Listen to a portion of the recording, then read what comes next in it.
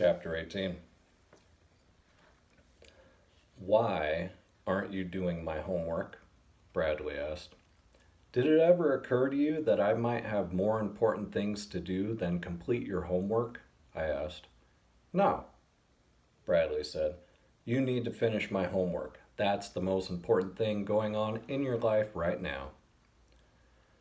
Why don't you just do your own homework? I demanded. I can't. You have to, he yelled. I got out of my chair and addressed the whole restaurant. Is it fair that I'm forced to do this kid's homework just because he's too lazy to do it himself? A crowd was starting to form around us. I continued to speak. Are my needs and my life not as important as this kid's needs, so that I have to be his servant? He's right. This is a buffet. Serve yourself, yelled my waitress, with her fist in the air. Why can't you clean up after yourself and do your own homework? I shouted.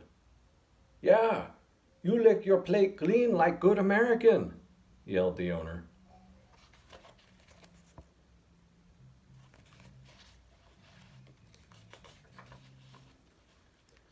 This is a free country. Why can't we keep it free? I declared. God bless America, screamed a cook from the back.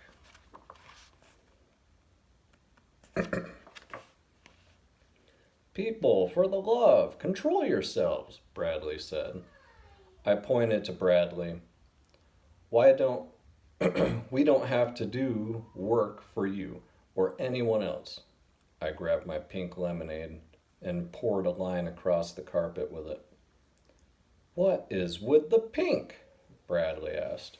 Hey, it's not my fault. I ordered a Lily and they gave me pink lemonade, I said. Now, if you are with me, then stand on this side of the line, I declared to the people in the restaurant. The only thing that could be heard was the sizzling noise coming from the fryer in the back. No one moved. Okay, time for my altered plan B, which coincidentally was my plan A until you showed up and I postponed plan A, waiting for you to leave.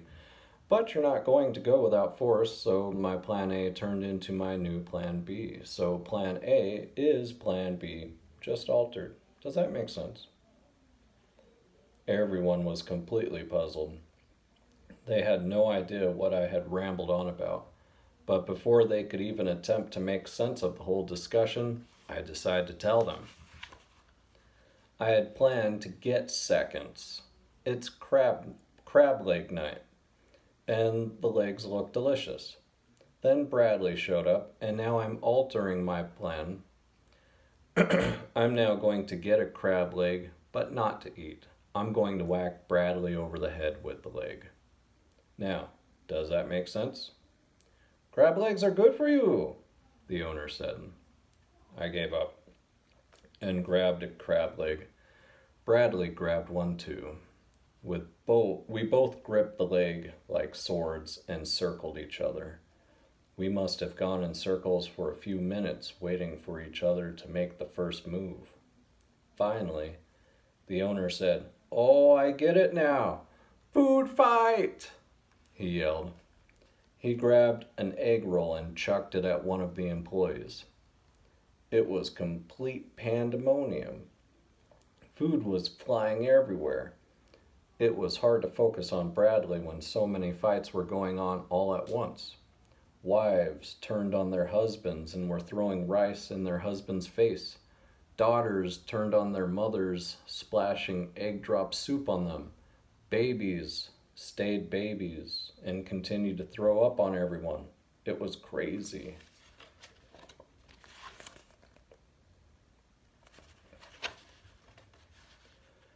Bradley and I continued to circle with the crab legs, even though people were fighting in the middle of what we had going on. Why are we doing this? Bradley asked. This doesn't need to happen.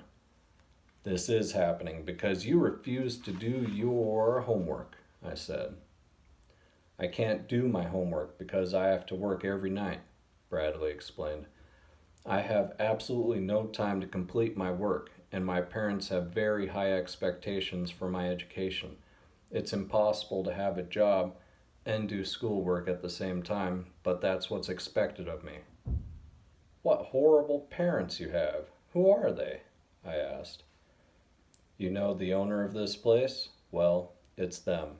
They adopted me, he said. You work here, even though you are only like 11 years old? I asked. Yeah, they have me cleaning tables, doing dishes, and taking out the trash. And when I take a break, they expect me to catch mice during the break, he said. I have no time to do my homework. Why me? I asked. You're smart and quick, and you have the best handwriting I've ever seen, he said. Tell you what, if you help me tonight with Ping, I'll do your homework, I said. I'll help you with Ping, you do my homework, then come back here and help me clean this place, he negotiated. Okay, Plan B, which is better than Plan A, I started. No more Plan A's or B's, just do it, he said. Okay, I said. Then I whacked Bradley over the head with the crab leg. He did the same to me, and we both fell over. We both go help Ping, call in sick from school, and clean this place before it opens tomorrow, I suggested. Sounds good, Bradley accepted. And then we both got up and left the restaurant with everyone else still fighting. Chapter 19. Luckily, Bradley had a bike. I was getting tired of balancing people on the handlebars. We rode all the way to Chinatown to find the whereabouts of a very special girl named Lily. We must have been crazy. We pulled onto a main street and ran through the town. After about a minute of being in Chinatown, we discovered that coming was a bad idea. We were given dirty looks, little kids threw fireworks at us, and old people shook their fists at us. On a telephone pole, we saw a wanted poster with my face on it. It read, "Wanted, hair-pulling bandit, dead or alive, or boiled in wonton soup. If found, report to the Axe Gang."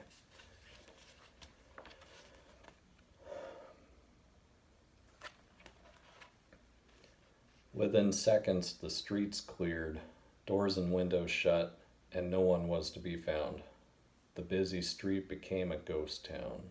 Within those seconds, we went from feeling confident to feeling scared for our lives. "This is not good, man," Bradley said. We both started to back up as if something strange was about to happen, but we had no idea what would happen. We had only seen streets cleared so quickly in movies right before the bad guy shows up and does some serious damage. We didn't know what to do or what to expect. We were terrified.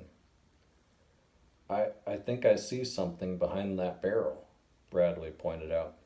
Sure enough, there was something moving from behind a barrel up ahead. "It's probably just a cat," I said, hoping it was true. All at once, a boy walked out from behind the barrel and headed straight for us with a smile on his face. What a creepy little kid. "Give him the toaster as a peace offering," Bradley suggested.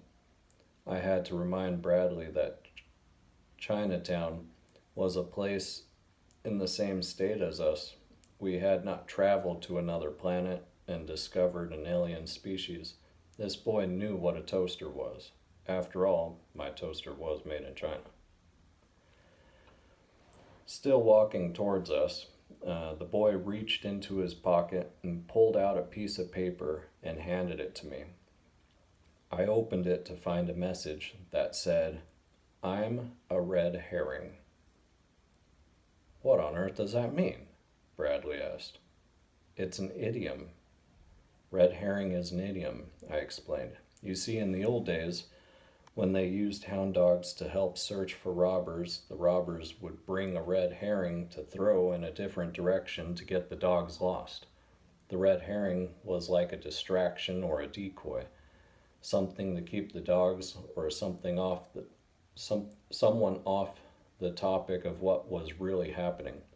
So in this case, the boy would be our red herring, just like the note said. The Chinese boy just looked at us and smiled. Couldn't help but smile back. So then, what is he distracting us from? Bradley asked. From me, said a voice from behind us. We tried to turn around, but it was too late. Bradley and I both felt a pound on the head that knocked us right out. I was tired of getting knocked out. Chapter 20, next time.